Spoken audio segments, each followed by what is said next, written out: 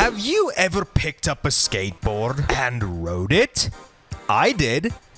It never ended up going too well, but I am pretty sure that all of us was thanks to none other than Tony Hawk's Pro Skater, one of the only few franchises that got us to get off of our asses and take up a hobby in real life, only second to GTA. And you know what? Since there's only 6 games in this entire franchise, and the early 2000s vibe has kicked me like a bull to Bam Margera's face, I decided, screw it, let's go through each and every single one of these games and see how they hold up.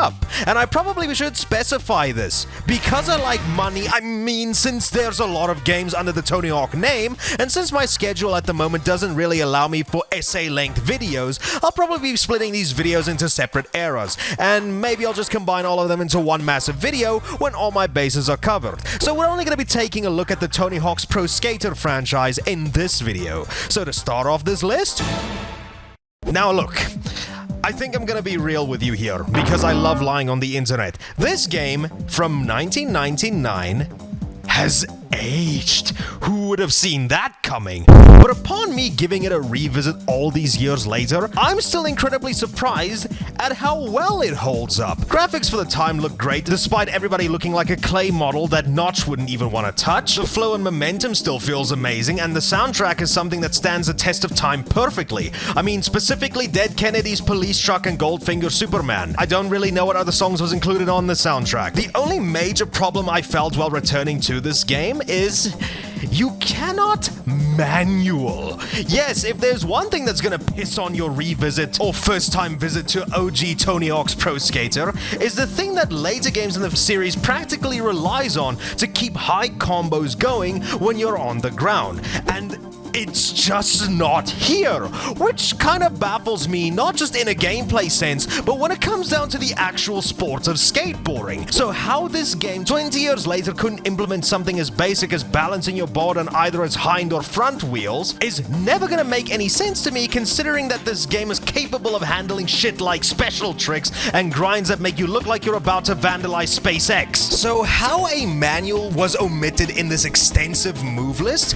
will never make any sense to me. But if you're able to look past that one single omission, the game is still pretty fun. And if the lack of a manual is a breaking point for you, then just cope. And so it begins. If the Y2K virus and NSYNC wasn't causing you to shit your britches, then you can rest assured that our boy Tony Hawk Tour had us covered in what is still to this day one of the best games ever made. Yes, Metacritic doesn't lie. A PS1 game where you can get run over by a school hall monitor, cause an indoor helicopter crash, and going through a bull ring while riding through its shit. Clearly this is better than Baldur's Gate 3. Cope and seethe, Nimrod. Go fuck your bear elsewhere. Ooh, that right! But yeah, everything you heard about this game is true. Unless you heard it shit, then no, that's not true. Everything that you know and love about the Tony Hawk series as we know it all today started here. Fantastic levels, check. Amazing controls that actually allows you to manual this time around. A soundtrack that I can remember more than 2 songs of, containing the best from genres like punk, hip-hop, and nu metal. Check. A pissed-off Indian taxi driver. You are pissing me off! Check! And that's just if you want to decide to go with the main career mode. Tony Hawk's Pro Skater 2 also introduces side modes like Create a Skater, where you can make abominations like this that lives in Longtown, to create a park where you can make your dream skate park without having to terraform a nearby forest. Or if you're like me, make a single rail and call it a day.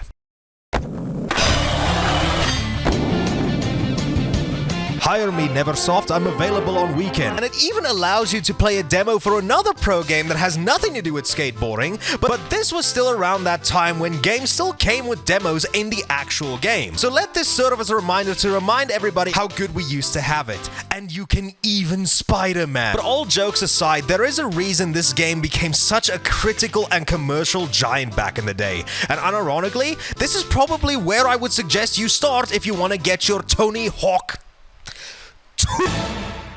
Now, this is where the video is kinda gonna be a fickle bitch to do, because when it comes down to the rest of the games in the series, their gameplay overall is essentially the same with minor tweaks to the formula to make it even better. In Tony Hawk Pro Skater 3's case, this is where we get to say hello to a move that I wish was a real person so that I can marry them. I love it so much.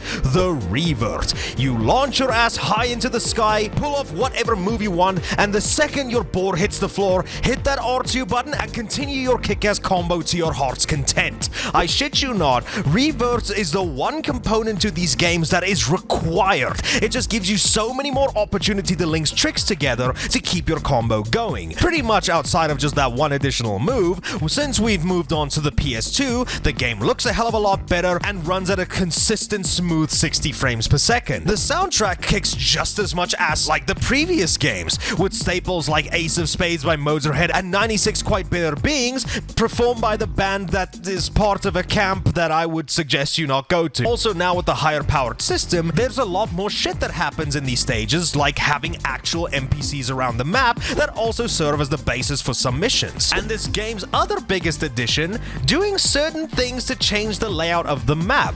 The most obvious example I can think of off the top of my head is the LA stage, where you're actually able to trigger an earthquake. I don't know how you do that by just grinding on 4 specific rails, but who cares, video games. And an entirely new part of the stage can open up, which you need to do in order to complete another one of the stage's missions. You can definitely see how Neversoft innovated on this pretty perfect formula even further with this entry. Tony Hawk's Pro Skater 3 is one of the highest selling and rated games in the series, but now we come to a little bit of a funny stage in the franchise's history. You see, with these games releasing yearly, and them being rather similar in nature, granted with a few changes here and there, it would seem that franchise fatigue was starting to set in rather quickly. So in order to combat this, Neversoft decided for the 4th entry they were going to take this formula one step further. Now, I like to personally call Tony Hawk's Pro Skater 4 the beginning of the end. And why is that? Well, this was the very first entry to introduce a more open world style of gameplay to the series. It's not really an open world in the same way with games like American Wasteland, Project 8 and Proving Ground are, but this is where the open-ended mission structure started to take its form. And personally, I don't like it. Now, allow me to elaborate why that is, because I can see the pitchforks and torches being lit, and upon seeing a sight like that, it fuels me to continue to piss off even more gatekeepers, so let's continue. I don't like the open world formula of Tony Hawk games. I just feel like, for what this franchise's gameplay is like, it's way more catered to a faster stage-by-stage arcade approach rather than free-roaming exploration. Do I absolutely think that open world skateboarding game as a concept is shit? No, not at all. My most obvious example for this would be Skate. But that's the thing. Skate was always designed with open world mechanics in mind, whereas Tony Hawk isn't. Now, when it comes to the open world Tony Hawk games, as much as I still don't really like the idea, I still enjoy them. They're just not really my thing. To give you a further example of what I would rather be doing, every single time I popped in Proving Ground, you can bet your ass I immediately went into that classic mode where you had the classic objectives as well as a 2-minute timer. But I will say, however, everything else of the open world formula, it works, I guess. I'm just not that huge of a fan of it for this kind of a gameplay style. The gameplay is obviously still fun, barring an addition that I really wish they did away with, but that's a topic for an entirely different video, so hold on to that thought, why don't you? Back to PS4. To give you guys a look at my script, I was wondering why were we on the PlayStation 4? I mean, back to Pro Skater 4, aside from each of the game stages being completely open to explore, I think the stages are still compact enough to where they just feel like when you pick the free skate option in past games. Begs the question why they didn't still just stick to that, but let's not get too far ahead of ourselves. You gotta keep in mind, this was the 4th game. I highly doubt people were getting too sick of this formula that quickly, right? Basically, how the game works is when you load into a level, in order to do a mission, you have to run up to an NPC, listen to a little bit of dialogue, which is a first for the series, and complete whatever task they need you to do. So, you know the drill at this point. But Pro Skater 4 brings some new additions to the game's formula. formula. Things like riding a race using a shopping cart, slaloms, which I really don't like, and skateboarding tennis. Yeah, this is a thing. So you can definitely see with the additions of the open world, actual NPCs that are scattered throughout the stages that offer full voice acting and different gameplay styles, you can see that Neversoft was pulling out all the stops for this one. And hell, they didn't just leave out refining the formula for the main skateboarding parts, no way, because they've added what I like to call trick extensions for when you're doing manuals, grinds, or lip tricks. Those extension tricks essentially being like, while you're busy doing each of these modes, you tap the square, triangle, and circle button to add even more moves to your already existing grind, manual, or lip trick. And it adds even more points to your overall score multiplier and can get you even higher combo potential, which is amazing. So as you clearly can see, with every single game that they released, they just kept adding more and more mechanics to help you rack up even higher scores. And when it comes to the gameplay for the Pro Skater series anyway, I personally think that this is where the franchise peaked when it came to its overall gameplay. I think the formula was finally perfected in Underground, but once again, that is a video for another day. But all in all, I really also love Pro Skater 4. Yeah, I personally could have done without the open hub and all that kind of shit, but with them refining the overall gameplay to make it even more fun, I still think that this is one of the highest points in the entire franchise. But then comes the end. Now, as we all know, after Pro Skater 4, Neversoft would shift the Tony Hawk franchise in a new direction with Underground 1 and 2, and would keep developing the games up until 2007, with their final game being Proving Ground. And after that, they ended up getting switched over to Guitar Hero. But believe me, Activision was far from milking this hawk, which sounds kind of disgusting. I'm pretty sure that there is art of that on Rule 34, but you can look that up at your own discretion. Because the next few games that were released in this franchise was Tony Hawk Ride and Shred, two peripheral-based games that utilize this radical version of the Wii Fit balance board. And whilst I'm not too sure if these games were commercial flops, critics and fans sure as hell didn't like them. And the unfortunate souls that were tasked of making these atrocities was a team called Robomoto, and these guys... Oh, this is only just the beginning. Now, after Ride and Shred's pretty lukewarm reception, Activision and Robomoto probably thought that now would be a good time to get a time machine and capitalize off of us filthy gamers' nostalgia. So in 2012, exclusively for digital platforms, we were quote-unquote treated to Tony Hawk's Pro Skater HD, a complete remake of the first two games in the franchise. The only problem with this, though? It fucked everything! Gone are all the improvements made to the formula to make it one of the most satisfying games ever made, like revert, manual lip and grind extensions, returning the big drop mechanic that so many people hate, and after playing this mess, I sure as hell can see why. Glitches and broken physics, an engine that runs at 30 FPS, and a completely butchered soundtrack that only manages to bring back some of the most beloved songs in this entire franchise. This game wasn't just a hot mess, it was a boiling one. And if the game's mechanical problems weren't enough to let you know what a botch job this was, they even did some more scummy practices like selling you reverts. Are you high off of your tits, my brother? Who thought that this would have been a good idea? It goes without saying that this game was just a rushed cash job with no real soul or care put into the development of it. Because I'm gonna be dead ass here. When it comes to what I personally think the worst Tony Hawk game is, this game wins hands down, no competition. I cannot even begin to imagine what people felt when they saw their two beloved childhood games absolutely get fucked thanks to this one. I personally think it's a good thing that this game got delisted so that anybody who even thinks about giving this game a go can get spared from this disappointment. I unfortunately had to go through this because I love putting myself through mental torture for the sake of my viewer, so I hope you appreciate me putting myself through all of this shit. But my long ones, we are not done here, because me saying that this game is the worst Tony Hawk game might cause you to raise an eyebrow, but don't worry, I didn't forget. Yes, sir! We can't have a list about the Pro Skater franchise without mentioning the one game that ended up killing it for half a decade.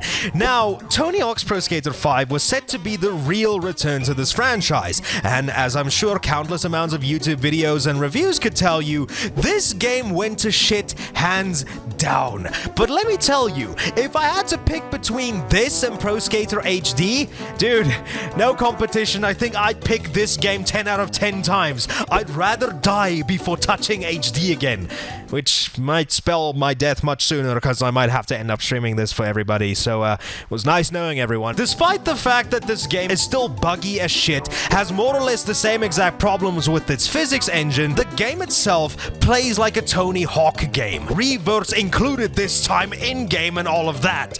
But this comes at the cost with losing wall bounces and extensions to grind rails and lips, which sucks, but at the very least it still takes the gameplay back to be more akin to Pro Skater 3, so I can't complain about that all too much. What I can complain about, however, is how special tricks were handled in this game. You see this L1 to activate at the top left of the screen. Instead of putting in button combinations to nail these special tricks in the other games, and you could essentially spam them if the special bar was completely maxed out, now when the special bar gets maxed out, you still play the game like you would normally, only the tricks that you now do basically are the special alternatives, which, as you can imagine, takes away a little bit of the skill that made these games so satisfying to master, and on top of that, puts you in an extremely strict time limit to do all of these tricks because of how fast the meter drains itself. It's just a terrible decision, and I don't understand why this was done. Another thing that they've added to this game was this plummet move that skyrockets you towards the ground, but personally, I didn't really have any issue with this. In fact, I kind of like this idea for in case I overshot a jump, I could just fling Tony down to earth and correct it myself. But yeah, it's something that I can imagine might have the opposite effect for more people than just me. But whereas the gameplay is fine enough for me personally, the mission structure and the variety of the missions are a fucking snooze fest. Because A, you can either ride through the stages like this was Pro Skater 4, whereas what I mean by that, you can ride up to each mission and activate them yourselves via these blips. No NPCs in sight, by the way. Or B, immediately pick them from this menu that takes away the need for any exploration.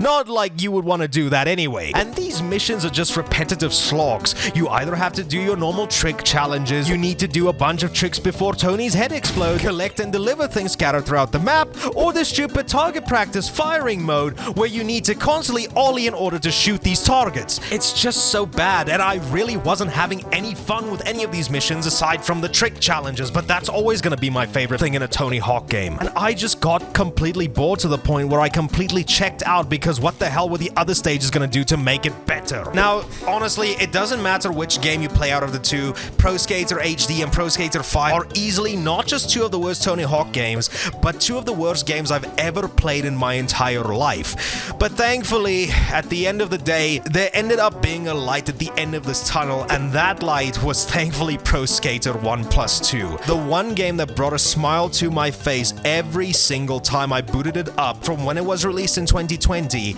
to now in 2025. This was the return to the franchise that we needed. The perfected gameplay brought over from Underground 1 and 2, smooth 60 FPS gameplay, fantastic graphics. I believe most of the classic tunes were brought back. I'm not too sure if there were any that got omitted, but besides that, there was even some new pieces included into the soundtrack, and these are just equally as good. And an actual soul this time around that was put into the gameplay, where with the addition of the gameplay that was ported over from the past games, we now have additional missions that were added into these classic stages. It's just brilliant, dude. If there was ever a pure Tony Hawk that you need to play, please let it be this one. It's a game that I sunk close to 100 hours in, and I'm planning on adding even more to that. This was my personal game of the year back in 2020, and I still plan on playing it in the foreseeable future. And hey, with the release of Tony Hawk's Pro Skater 3+4 on the horizon, you can also bet your ass that that's also going to be a game I'm gonna sink a fuck ton of hours into. And since it's coming out on Game Pass, you can bet your ass I'm gonna be playing that motherfucker day one. So thank you guys all so much for watching, and have yourselves an amazing day.